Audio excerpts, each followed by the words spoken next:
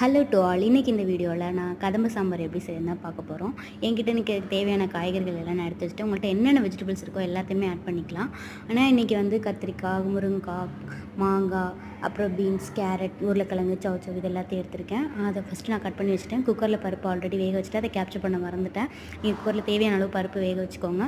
அப்புறம் ஒரு அடுப்பத்தை வச்சு பேனில் கொஞ்சமாக கடுகு, கொஞ்சம் ஜீரகம் ஆட் பண்ணிக்கலாம். அது பொரிஞ்சதுக்கப்புறம் கருவேப்பிலை ஆட் பண்ணிக்கலாம். அதுக்கப்புறம் நம்ம கட் பண்ணி வச்சுருக்க இந்த வெஜிடபிள்ஸையும் ஆட் பண்ணி வதக்கிக்கலாம். அப்புறம் அதுக்கு குழம்புக்கு தேவையான மஞ்சள்தூள், மிளகாத்தூள், உப்பு, கொஞ்சமாக சாம்பார் தூள், அப்புறம் கொஞ்சம் பெருங்காயம் ஆட் பண்ணிவிட்டு அது வேக தேவையான தண்ணி ஊற்றி அதை வேக வச்சிடலாம்.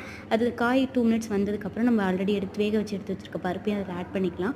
அதை மூடி போட்டு மூடி வச்சிடலாம். ஒரு 2 மினிட்ஸ் வந்ததுக்கப்புறம் நம்ம கட் பண்ணி வச்சுருக்க மாங்காய் சேர்த்துக்கலாம். நான் புளிப்புக்காக மாங்காய் ஆட் பண்ணியிருக்கேன், அதனால் நான் புளி சேர்க்கல.